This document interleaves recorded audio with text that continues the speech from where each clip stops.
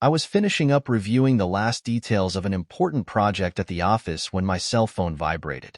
It was a call from Mark, a longtime friend. I thought it was strange, since he rarely called during office hours. I answered with a smile, hoping it was just a casual conversation to ease the stress of work. "Hi, Mark. What's wrong?" I asked, trying to hide the concern that was beginning to emerge. "John, I need to tell you something. It's about Emily," he said, hesitantly. My heart skipped a beat. "What's wrong with Emily? Is everything okay with her?" There was silence on the other end of the line. Then Mark took a deep breath and said, "Paul and I saw her going into a motel with another guy." The world seemed to stop. I felt as if the ground had been ripped out from under my feet. "You must be mistaken, Mark. Are you sure it was her?" "John, I wish I was wrong, but we saw her clearly. She was with that guy, Michael." "Michael, my best friend." I felt a knot form in my stomach. Anger and sadness mixed together, creating a storm of emotions inside me. I thanked Mark for the call and hung up, not knowing what to do next. For a few minutes, I was paralyzed, staring into space. So, on impulse, I picked up my cell phone and typed a message to Emily. "I know everything. The marriage is over." I sent it before I could change my mind. Minutes later, my cell phone vibrated again. It was a message from Emily. "John, what are you talking about? I don't understand." My anger increased. How could she pretend? I typed another, more direct message. "You and Michael. I know you're together. Don't come home." I put the cell phone aside, trying to control my breathing. My head spun with images and memories. Every moment of affection, every promise made, everything seemed like a lie now. I got up from my chair and started pacing around the office, unable to concentrate on anything. Somewhere, far away, Emily was with Michael. I thought about all the times I trusted him, shared secrets and important moments in my life. Their betrayal was a double whammy, something I would never have imagined. As I tried to process the situation, my cell phone rang again. It was Emily. I was reluctant, but I answered. "John, can we please talk? It's not what you think." "Isn't that what I'm thinking?" I repeated in disbelief. "I know exactly what's going on. You betrayed me." "John, listen to me, please," she began, but I interrupted her.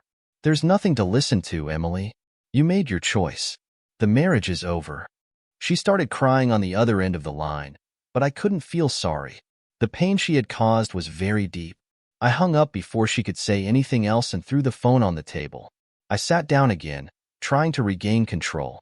Anger was still pulsing through my veins, but I knew I needed to think clearly. I needed to understand how this had happened. In recent months, have there been signs that I ignored? Small details that now made sense? As these questions arose, one thing was certain. My life would never be the same. And the story was far from over. He was sitting on the sofa in the living room, his head throbbing with a whirlwind of thoughts. The message I had sent Emily was still on my phone, and anger was bubbling inside me like a volcano about to erupt. How could she do this to me? With us? I couldn't understand.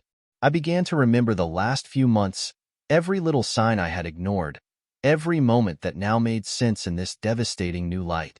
I remember when Emily started coming home later, always with an excuse on the tip of her tongue. "Teachers' meeting," she said, or "school planning meetings." At first, I believed it without question. Why would I doubt it? She was always so dedicated to her work, an exemplary teacher. But after a while, the delays became more frequent and the excuses more lame. I should have known.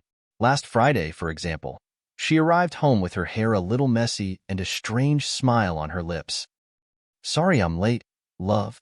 "The meeting went on longer than expected," she said, trying to hide the nervousness in her voice. I wanted to believe it, but something inside me screamed that something was wrong. "It's okay, Em. I was just worried," I replied, trying to hide the suspicion that was beginning to grow. Now, everything made sense. The revelation that she was with Michael, my best friend, was a punch in the gut. Michael, of all people. I never imagined he was capable of something like this.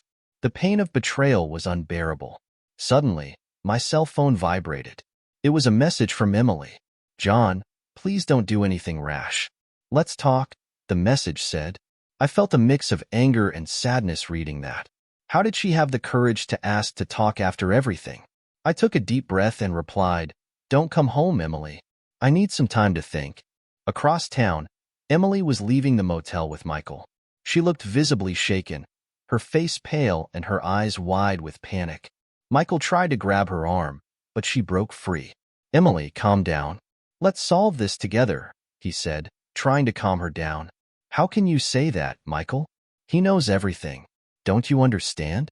Our world has fallen apart," she replied, almost in tears. "Then let's go.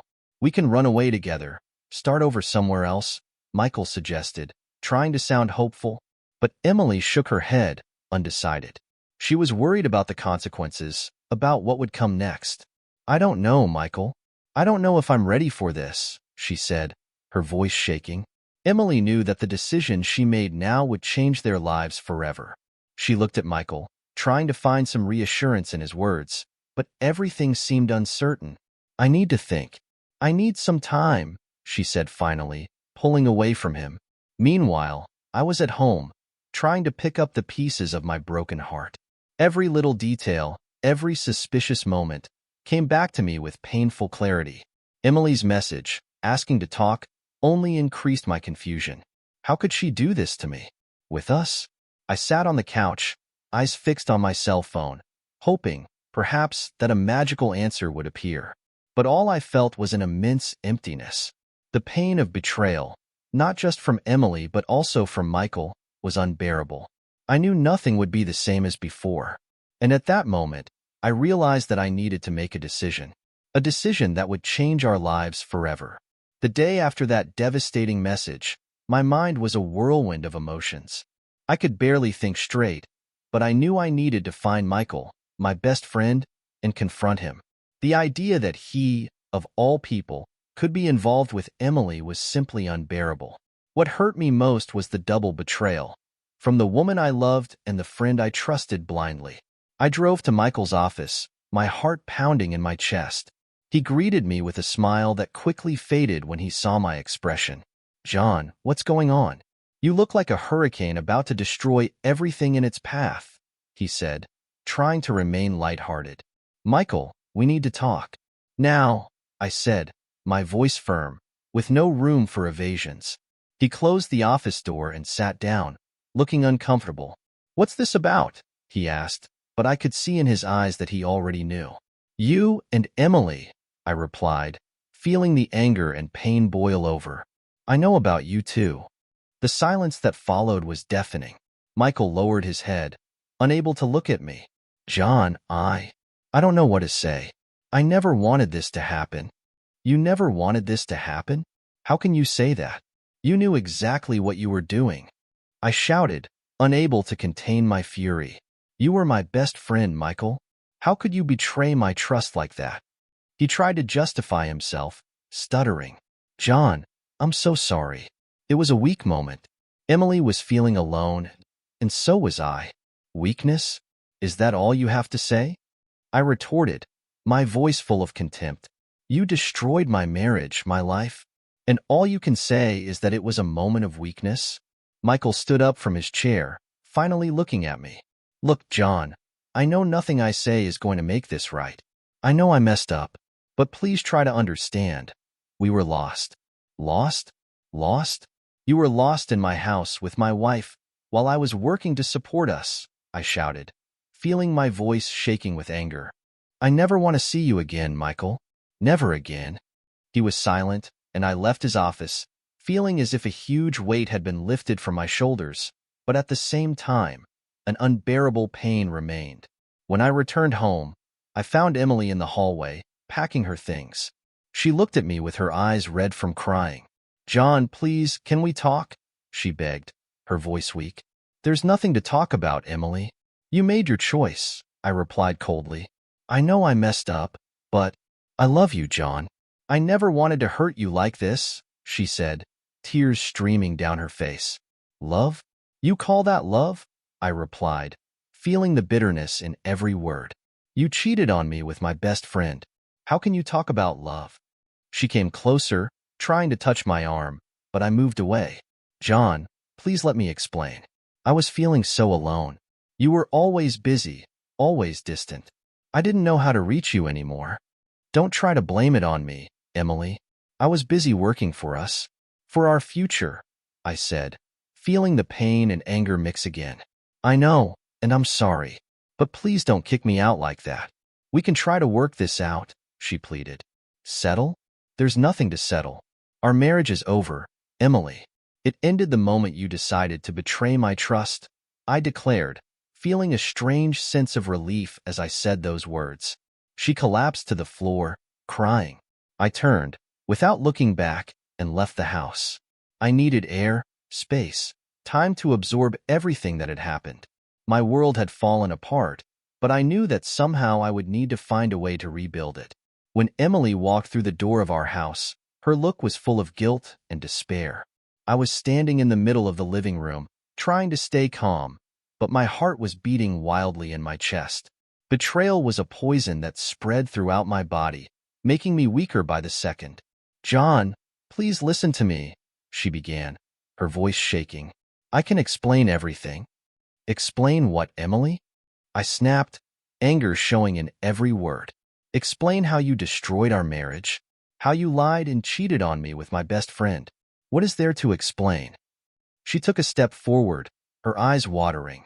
I felt so alone, John. You were always so busy with work, with your projects. I needed someone to pay attention to me. So you decided the best way to deal with this was to sleep with Michael? My best friend, Emily? I couldn't believe what I was hearing. You haven't even tried to talk to me, try to work this out together? Emily lowered her head, tears streaming down her face. I tried, but you were never available. Every time I wanted to talk, you were in a meeting or focused on some project. I felt invisible. The pain in his eyes was palpable, but I couldn't empathize. Invisible? And you think I didn't feel the same way? You think that working tirelessly wasn't a way of trying to keep everything going, of trying to build a future for ourselves? She shook her head, unable to respond. The room was charged with tension, each second more suffocating than the last. Finally, I took a deep breath and said, in the firmest voice I could find, I've already consulted a lawyer. I'm going to file for divorce immediately. Emily gasped, as if I'd punched her in the stomach. John, please don't do this. We can get through this. I know we messed up, but we can try to make it right. There's nothing left to fix, Emily, I replied coldly. You have destroyed our trust, and without that, no marriage can survive. She took a step back, as if my words had hit her physically. I'm leaving, he said, his voice barely audible. But know that I never wanted to hurt you, John. I still love you. Watching her walk out the door, crying, was like watching a movie in slow motion. Each tear of hers seemed to weigh tons on my heart, but I knew there was no going back. The betrayal was too deep to be forgiven. When the door closed behind Emily, the silence in the house was deafening. I sat on the couch, head in my hands, trying to process everything. The image of Emily and Michael together, the broken trust, the uncertain future. Everything was mixed together in a whirlwind of emotions that seemed to suffocate. Night fell, and even so, I couldn't find peace. Emily's betrayal was an open wound, and I knew it would take a long time to heal. But at that moment, all I could do was try to breathe and deal with the pain one day at a time. Loneliness was a new companion, and the silence in the house seemed to mock my situation. However, I was determined to move forward, even if it meant starting from scratch. Emily had made her choice, and now I needed to make mine. The days following our separation were a blur of emotions. I felt like I was floating in a thick fog, unable to find a firm spot to hold on to. The silence of the house, once a haven of peace after stressful days at work, now felt like a suffocating prison. Emily's absence was a deafening scream in the empty hallways and untidy rooms. I decided I needed to get busy. I immersed myself in work with an intensity that bordered on obsession. Designing buildings had always been a passion for me, a way of transforming chaos into order, but now it was more than that. It was an escape. However, no matter how hard I tried to concentrate, Emily's memories continued to haunt me. Every corner of the house, every object, seemed filled with memories of our time together. One morning, While reviewing floor plans in my office, the phone rang. I hesitated when I saw Emily's name on the screen, but answered, hoping it was just a practical question about the divorce. John, Her voice was shaking, and I could hear the pain and confusion in every syllable. I don't know where to start, but I need to talk to you. Emily, I've said everything I have to say. There's nothing left to discuss, I replied, trying to keep my voice steady, but feeling a lump forming in my throat. Please just listen to me. It's about Michael. The mention of his name made my blood boil. What about him? I don't care about anything related to him anymore. He cheated on me too, John. He was cheating on me with another woman. The revelation took me by surprise. A part of me felt a small satisfaction knowing that he had betrayed her too, but another part, a part that still cared about Emily, felt a pang in my heart. Are you telling me that Michael, the man you destroyed our marriage for, was also cheating on you? I asked, trying to process the information. Yes, she replied, her voice breaking. I feel so stupid, so used. You have no idea what it's like to find out that the person you trusted was also lying to you. I think I have an idea, I replied, with a hint of bitterness that I couldn't hide. There was a moment of silence, then she continued. John, I know I messed up. I know I hurt you in ways I can never fix. But I wanted you to know that no matter how much I walked away, a part of me will always regret what I did. Emily, regret doesn't change what happened. It doesn't erase the pain. It doesn't rebuild broken trust. I'm trying to move on, and you should do the same. She sighed on the other end of the line. I know, and I will. I just wanted you to know that, despite everything, I never wanted to hurt you. I hung up the phone, feeling a mix of emotions. As much as I wanted to hate her, part of me still cared. But I knew I needed to move on. Days later, while trying to focus on a new project, I received a message from an unknown number. It was from Emily, saying she needed to talk urgently. Reluctantly, I agreed to meet her at a cafe in town. When I arrived, she was already sitting, with a worried look on her face. John, thanks for coming. I found out something about Michael that you need to know. Emily, I don't want to know anything about him anymore. Our story is over, and I want to move on. Please just listen to me. This is important. I discovered that Michael was using your confidential information to benefit his own career. The revelation hit me like a punch in the gut. What? What do you mean? He used details of his projects to promote himself. I have proof. I thought you should know. I remained silent, processing the double betrayal. Emily, if that's true, he's going to pay for it. She nodded, looking relieved. I just wanted to do the right thing. I hope this helps you move forward. I left the cafe with a mix of anger and determination. Emily had given me the key to exposing Michael and finally closing this painful chapter in my life. I was sitting in the living room, trying to focus on a new architectural project, when my cell phone vibrated. I looked at the screen and saw a message from Emily. We need to talk urgently. My heart raced, and a mixture of anger and curiosity took over me. What more could she want after everything that happened? I took a deep breath and replied, I'm home. You can come now. About half an hour later, I heard the sound of the doorbell. I opened the door and there was Emily, with an expression that mixed desperation and determination. I let her in without saying a word. We sat on the sofa, facing each other. The silence was almost palpable.